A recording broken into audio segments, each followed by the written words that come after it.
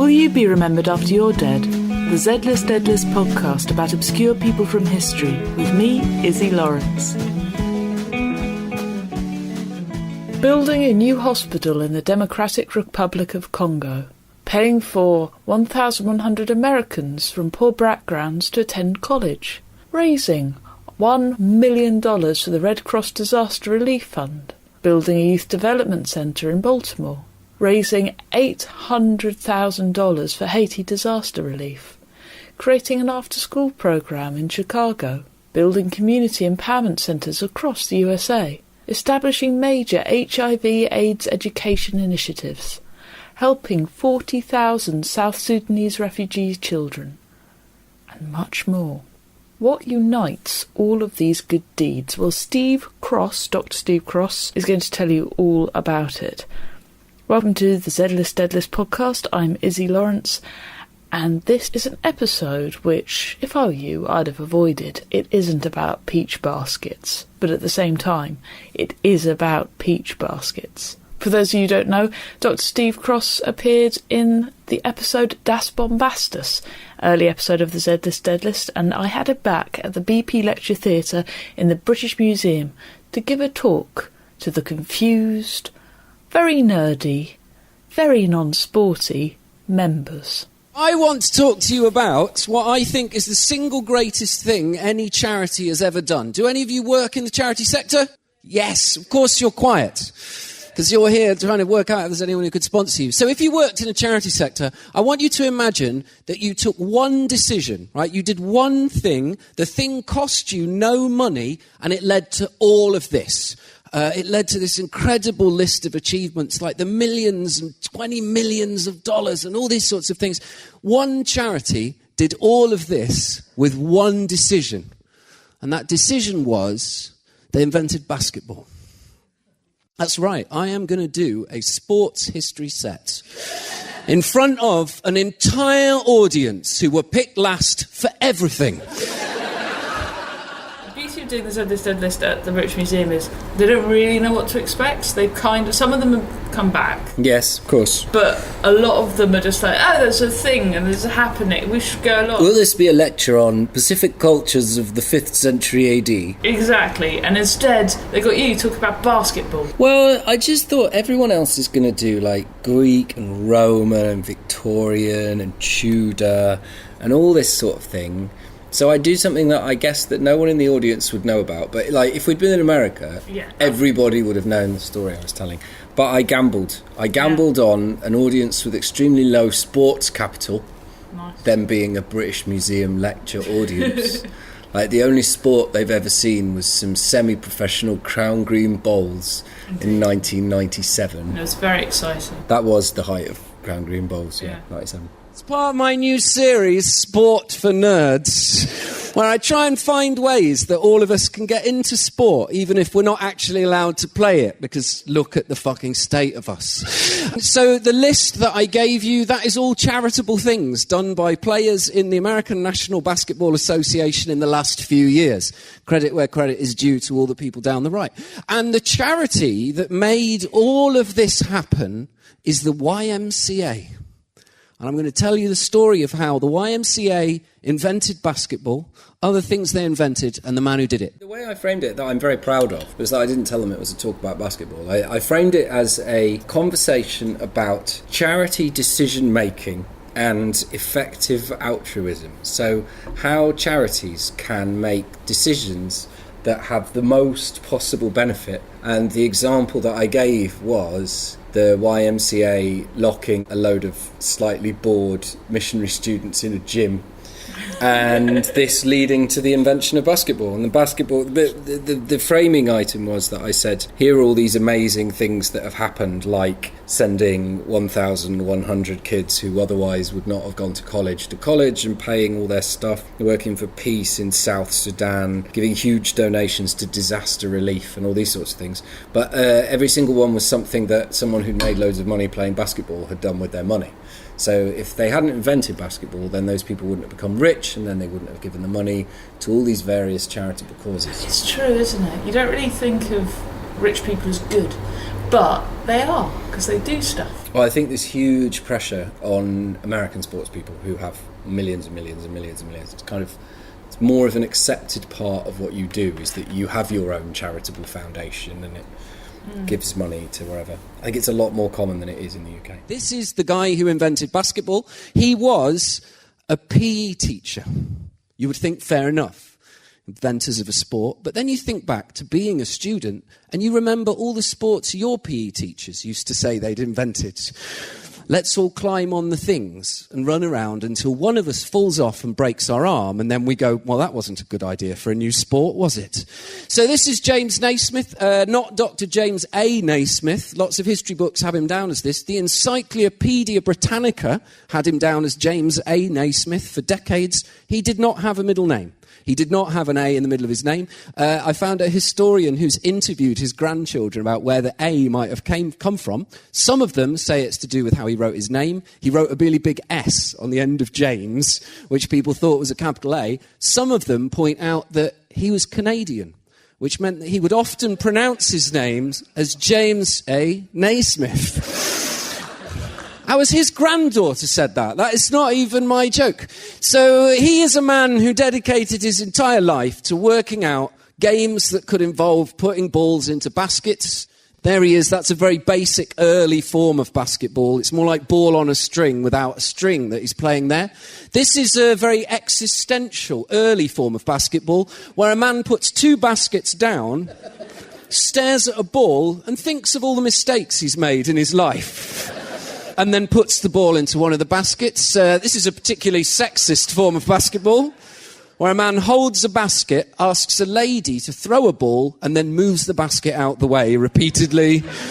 And then the lady, this being, a time when suffragism was being thought about, burns his house down. This is like a later period when he decided that the trick was not to take the ball to the basket, but to hold the ball and use the power of your mind to move the basket onto the... He was there for about 4 days. This is a very late version of the game. It's a 2-player game. There's a basket underneath that you can't see, and the game is just to see how long you can hold on before one of you passes out. First person to let go of the basketball loses. And then this is a final version where you sit still, holding a basket and a ball until you become made of gold, and you are immortalised forever. He invented it because he was a PE teacher at a YMCA training school. So he was training basically missionaries to go around the world and be all Christian. And they had a problem because he's in Massachusetts, northeast USA, and the winters are brutal. So these guys would go outside and play things that were variants of types of football during the summer, and then they'd be all trapped inside in the winter, and they would get very pent up. Listeners, you read into that what you will. And they would a few Christians as well, because they don't like that. Precisely. So then they'd play these incredibly rough games in the gym, and they'd all get injured. Yeah. Wrestling, perfect example. So he was trying to invent a game where they could tire themselves out without hurting each other, and that was basketball. But he sat down and he was like, okay, I need the following things. I want this to not be rough so they don't bang into each other. I don't want them throwing the ball really hard. And so he had to go, well, if they can't throw it hard, that means the goal has to be horizontal so that you have to shoot up and down into it, because then if you throw really hard it doesn't go in and you have to develop. He was basing it on a game that he played as a kid called Duck on a Rock. Which is a game of balancing a stone on a bigger stone and then throwing smaller stones at it and trying to retrieve your small stones. And apparently the winning technique is to, rather than fling it like a baseball pitcher flat and hard, you throw it like a basketball shot, so it goes very high, lands and then drops right next to the stone. I couldn't quite work all the rules out. Or I think I might have worked the rules out, and it just seems such a boring, terrible game. It sounds like curling, but instead of brushes and people going along, you just try and get your little stone near the big stones that you set up. Yeah, but it's like a super low-budget medieval thing. Yeah. If you just put a stone on a stone and throw a stone at it. This is a drawing from a newspaper of the origins of basketball. It was set up in a little sports hall. And the rules were designed to be as gentle as possible. James Naismith was a member of the YMCA. He was a very devoted Christian. He was also a Freemason. But he didn't want all of these young men fighting all the time. The first time he tried to design a game of basketball, he forgot to put in a rule which said, you can't beat each other up to get the ball. And he wrote this description of what happened. The boys began tackling, not tickling, that would have been much funnier. The boys began tackling, kicking and punching in the clinches. They ended up in a free-for-all in the middle of the gym floor. There were several black eyes, one separated shoulder and one player knocked unconscious. It certainly was murder. So he tried to make the game as gentle as possible, and part of this was he put the goals up high, so it didn't matter how hard you threw the ball at the goal. So you couldn't just overpower other players, you had to gracefully go over the top of them. But one of the problems he had was he put the peach baskets hanging from the balcony, and people who were friends with the players would go up onto the balcony, put an arm through where you can see the thing there, and just bat shots away as part of the game, which to this day is why basketball has a backboard, is to prevent friends of the players reaching in and ruining the game. Netball doesn't, because it was never played indoors like this, so no one could ever get up there and do that. You know, netball is basketball. It was the guy who invented basketball came over to the UK and did like a little demonstration tour, and people watched it and went, oh yeah, we want to play this. The rules of basketball have changed since, but the rules of netball are still the same. So other than the zoning, like you're only allowed to play in certain places, the rules of netball are basically the original rules of basketball. Wow. Yeah. Well, as basketball has weird things like the invention of the jump shot, whereas until then, like in netball, you've got the ball, somebody puts a hand above you, you just stand there for the rest of your lives because you can't shoot. No, you can only hold the ball for 3 seconds, you have to pass it. Ah, well, there we go. Yeah. Basketball had a 5-second version of that. But then somebody, I can't remember, it was about 1925, somebody went, oh, wait a second, and just jumped over the hand and shot it over the top. And this completely revolutionised the game. So the boards were put up, and then the boards became part of the sport, like they do in these weird kind of made-up to play in one space games. You start bouncing it off the board and things like that. But yeah, they were put in to prevent people's mates cheating. And they were peach baskets, is that right? Yeah, originally. Yeah. That's why it's called basketball. There were lots of people who said he should call it after himself, call it Naismith ball, but games named after people don't tend to last, so it's much more sensible that they chose to call it basketball. I'm just trying to think of... And rugby's named after the school, isn't it? Rugby's really weird, because it has this origin story that it was invented by a posh kid cheating at football. But in fact, it and football are all a mess of these weird... That's one of the weird things, like basketball was invented, someone sat down and wrote out a set of rules from scratch. Football and rugby and American football and all these weird private school games that are only played at Eton or Harrow and those sorts of things, they're all the kind of same mess of weird evolving games, and the only time they turn into like a sport is someone sits down and goes, listen, this is ridiculous. The people from my village can't play the people from your village because we use totally different rules. We'll have to set up the Football Association and the Rugby Football Association. These are the original 13 rules of basketball. The thing I like about this, these 2 bits of paper were sold in 2010 for $4.3 million. Right, basketball is huge. To give you an idea of how ridiculous that sum of money is, at the same auction, a copy of the Emancipation Proclamation signed by Abraham Lincoln was sold for less. That is how big basketball is. It is bigger than freeing the slaves. Are you a fan of basketball? Yes. Well, I used to play when I was at college. I wasn't good, but I was just in a very small talent pool. And one of the terrible things that happened was my college had quite a good basketball team, and all of the players graduated. So suddenly the team found itself in the top division with no players. So people like me got roped into play. And listeners, I'm 5'11" and 3/4, and there were times where I was the tallest person on our team. That was the kind of problem we had. But the year before, we had a load of 6'5" East European guys who'd been playing basketball since they were 4 years old, smashed the second division, won it by a mile. First division, they all graduate. Oh no. Here comes little Steves. Oh Yeah, my first game I was trying to mark a guy who's 6'8".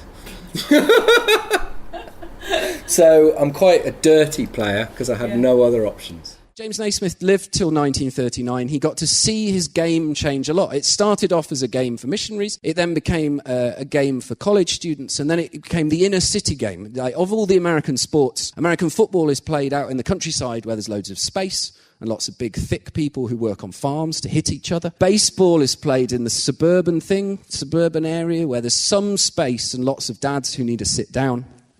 And then basketball is played in the city centres. So basketball was always played by immigrant populations. That's why if you track back through history, it was a Jewish sport, it was an Irish sport, it was an African-American sport at different eras, depending on who the bulk of the young, poor, inner-city people were. Yeah, it's weird. There's a lovely book that everyone should read called The City Game, which is about basketball and looks at specifically why people in cities play basketball, people in suburbs play baseball, and Americans' rural sport is football, played out in... America. Yeah, sorry, of course, yeah. Shit football, as it's known.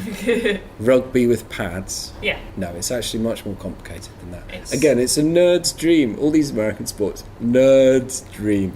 Like, a friend of mine recently said that the only man she could ever find attractive is Michael Phelps, because of his very precise height to arm length ratio. That's a good one. So I sent my friend a list of every player in the NBA and their height and arm length ratios, because they publish data like that on everyone. Every player, you get height and what's called wingspan, which is the length of both arms and the body combined, so you can work out the arm length. Is he high on the ape index then, Michael? No idea.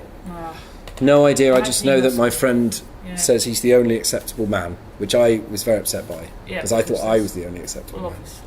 There's nothing Michael Phelpsy about me. You might have, per chance, the same ratio. I'm not saying you're the same muscularity. I'd be better at swimming, you know? Yeah. I'm not... I mean... Would you though? Because he swims a lot. It's not like... I'm not saying we're better than him at swimming. Yeah. I'd be better than I am at swimming. Oh, okay. If I had any natural, physical advantages in swimming, I would be better than I am at swimming. Or maybe you just have a wrong sort of bone density, which counterbalances your perfect arm to thingy ratio. I don't think that's a thing. Hollow bones is what you want. You want to be a pigeon. Yeah. Okay. A pigeon in the water. The notoriously great swimmers that are pigeons. So just before Naismith died, basketball became an Olympic sport. Unfortunately, it became an Olympic sport at the rather famous 1936 German Olympics. Just to give you an idea of how it went, USA got gold, Canada got silver, Mexico got bronze, meaning that these Olympics had exactly the same results as the negotiations that led to the North Atlantic Free Trade Agreement. Good. I'm glad some of you got that. It's a nerdy enough crowd to be like, oh yeah, I remember NAFTA. In case you're worried about how Germany did, they did terribly. The basketball had extra rounds in just so that Germany wouldn't get knocked out too quickly, and they still got knocked out as quickly as they possibly could. Why isn't basketball big in this country? Is it just because of netball? No, I think it's just because of football. Well, I mean, basketball's kind of all right big in this country. It's as big as everything that isn't football. Cricket. Well, I'd say rugby and tennis are more popular in this country. Yeah, probably. And I'd say snooker is probably more popular. No, you're thinking of the 1990s. Well, I always think of the 1990s, Steve. I can't Just help because... it. Well, the weird thing is that in this country is the BBC can drive sports to popularity. I remember when no one gave a toss about cycling, and then the BBC were like, right, we've bought the rights to cycling. All we're going to do is do cycling non-stop on Radio 5 and Grandstand and all this, just cycling, get the cyclists on Question of Sport. And now everyone's like, oh, I've always loved cycling. You haven't. I remember when you didn't. I just don't like the propaganda of tricking British people into liking sports that British people happen to be good at. I think we should like sports from a clean slate, not be tricked into it. We should be allowed to judge for ourselves which sports are good, and not be like, oh yeah, well, because we're crap at all the good sports, we're just going to go on and on and on. What are good sports? Like the proper interesting ones, the team sports. Okay. The footballs and the basketballs and the crickets and the rugbies and the netballs and the ones that are about human interplay and interaction. But you say that, I mean, and I, a low level of violence. being very BBC child, loved Formula One when I grew up. Yes. And I was really into it. But even that had a little soap opera, because you do have a team, it's only got 2 players on it, and the team crews, but it's not a team sport, really. But all sport is a random number generator with a soap opera attached to it. That is the whole point, and that is the genius. And it's a weird thing when I see people arguing about which sport is better. It's no, what they're really arguing is, which sport have I followed the storyline of more closely? Because that's what I'm really angry about. And Home and Away. Yeah, but like in Formula One, there's baddies, and there's goodies, and there's plucky outsiders, and there's people we liked and then we hated. Hakkinen winning everything. Yeah. And then he cried in a bush and everybody loved him. There we go, classic soap opera material. Yeah. He had a little arc going on. Normally when people talk about boring sports, they talk about baseball, where it does seem that nothing happens. But if you like really nerd out, baseball is like the dream nerd sport. It is just spreadsheet after spreadsheet after spreadsheet of tiny numbers that are a tiny fraction different from each other. The whole sport basically takes place in about 1 square foot. Like where the ball might just bend 1 inch this way or 1 inch that way, and the bat might be 1 millisecond late. And there's the whole thing laid out. None of that matters. It's just on this tiny little square foot. And you can nerd out like crazy. And baseball invented ideas like Moneyball, where people obsess about stats that aren't the normal stats to try and find players they can get really cheap who happen to be amazing. Baseball's like the dream nerd sport for all of these reasons. But the reason I wanted to share James Naismith with all of you is like, yeah, he's famous in America. No one's heard of him here. Like, weirdly, we don't celebrate netball enough. But James Naismith is like all of us. And especially if you're here and you're English and you associate with the idea of England, he is like all of us. So this is a picture of him and his university team, the University of Kansas Jayhawks. It's from the very early days of college sports, where in every photograph, teams had to hold a ball with the name of their favourite ice cream on it. And so this is his team. You can see, by the way, the idea of what constitutes proper sports clothing is very different. They are wearing jeans shorts, or jorts for those of you who are a bit more ASOS. This is why I'm wearing mine. I thought I was badly dressed. No, I am just ready for athletic activity. And also, I like the fact that one player in the middle at the front has to dress and have the expression of a French philosopher. Anyway, this is his team. So the University of Kansas Jayhawks are one of the most famous basketball teams ever. They produced incredible players. They produced Wilt Chamberlain. Wilt the Stilt Chamberlain, arguably the greatest basketball player of all time. Arguably also the biggest Lothario of all time. Slept with an incredible number of people. But this team, so traditionally, the University of Kansas Jayhawks are amazing. But they had the inventor of basketball as their coach, the only coach in their entire history to lose more games than he won. You know, like the idea of England invents sports, give them to the world, and then the world just beats our ass out of them over and over again. That was James Naismith's life. And you have to think, why did he become coach of this university team, knowing what he was like, knowing that he was a creator, not a player? Because James Naismith played in the first ever game of basketball that was open to the public. It was in Where My Watch Is on My Hand. 1892, and he lost the game he invented 5-1 to the people he taught it to. A teacher's team versus a student's team. Students won. So he's all of us, you know. He comes up with things and then everyone else does them better. Plug all of your podcasts. Yes. Go. It's called Steve Cross Breaks Science. Nice. And it is a collection of me chatting to people who make amazing science popular culture products and showcasing those. So it's also where my comedy panel show, Never Explain, will live. There will be regular episodes of that featuring the funniest nerds that I can find. And geography people. Yeah, and the odd geography person. You're still a nerd. You can't non-nerd yourself, Izzy Lawrence. I don't know if I'm clever enough to be a nerd with a geography degree, even though it is science. It's colouring it in mud, so it's like brown. I wanted to end by saying, if any of you are big Izzy Lawrence fans and any of you are big podcast fans, go and subscribe to my podcast, because it has a guest appearance by Izzy Lawrence playing the character of her cat, playing the character of an orc wizard.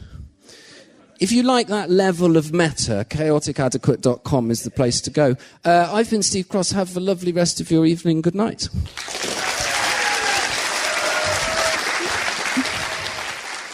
There is Steve Cross doing all the plugs that I can't do as well. He manages to get it all. Follow him on Twitter. It's at Steve_X Steve Cross. He is a doctor though. He's like proper. So yeah, do check him out. And me on Chaotic Inadequate, talking like my cat Susan. Like this. It is not at all annoying. The reason Susan speaks like this is because she's from Cirencester. She is. So there you have Dr. Steve Cross doing all the plugs, so I don't have to. But do follow him on Twitter. He is at Steve_X. He's also on Instagram, and he's an amazing photographer. So do find him, check him out, and do all the follows. The next episode, I'm not sure when it will be, to be perfectly honest, because I have a deadline in mid-December for a book which I am writing, so I have to make sure that that is done. And at the same time, I've got building work happening where I usually record the podcast, so it could be interesting. I could be just whittering at you from a hotel room somewhere. Talking of books, by the way, I read an amazing book which is out in November. It's actually for kids. It's a fiction book, and it's called The Afterwards. It is by A.F. Harold, who you will remember from an episode in Series 6 called Splitting Hairs with God, and that was all about a poet called John Cooper, I believe. Not Cowper, Cooper. But yeah, his book is amazing. I read it in one sitting and my tea got cold. It's that riveting. It's really good. If you've got kids, buy it. If you don't have kids, just pretend you do and buy it and read it anyway. If you're looking for a present for a nephew or niece or whatever, The Afterwards. It's Bloomsbury. Pre-order it on Amazon. Or go to afharold.com, I suppose. I don't know. You can always listen to Seti Sopo, which is the podcast that me and my good friend, and a big thank you to him for helping me get this episode out on time, Mr. Simon Dunn, who also writes books. So you need to check out simondunn.me.uk, or is it just simondunn.me? I can't remember. But Google Simon Dunn, you will find him. We do a podcast where we discuss the opposite of things that do not have a natural opposite, like Tarama Salata. It's not hummus, by the way, it's motorways. Who'd have thunk? Yeah, hopefully I'll have something for you. If I don't, though, you could also check out the British Museum Membercast. That's right, Membercast, which the latest episode has an interview with Ian Hislop on it. The next one will all be about Black Tudors. Yeah, there were Black Tudors, guys, in England. Obviously, there were Black Tudors in Africa, but I don't think they count as Tudors if they're in Africa. They were just alive at the same time. But they were actually Black Tudors in the UK in the 16th century, and their lives are fascinating. So do check that out. That'll be out at the end of the month. So you've got lots of homework to do. You've got to check out Steve Cross. You've got to buy A.F. Harold's, pre-order that book, The Afterwards, Bloomsbury. You've got to download Simon Dunn's books because he's awesome too. You've got to get all excited by the fact that I've got a book that I'm writing. I know. And you've got to listen to the other podcasts. So you've got plenty to do. You really don't need me to record you another podcast, surely. Anyway, guys, it's been an absolute pleasure. I'll speak to you soon. You've been listening to the Z-List Deadlist podcast with me, Izzy Lawrence. To find out more, please visit izzy.com, that is ISZI.com. To support the show, the best thing you can do is to leave a review on iTunes or whatever app you're listening to this on. That's the way we spread the word. You can also tweet and shout and Instagram and Facebook and tell your friends about it. If you hated it, tell your enemies. They will hate it too, and you will get revenge.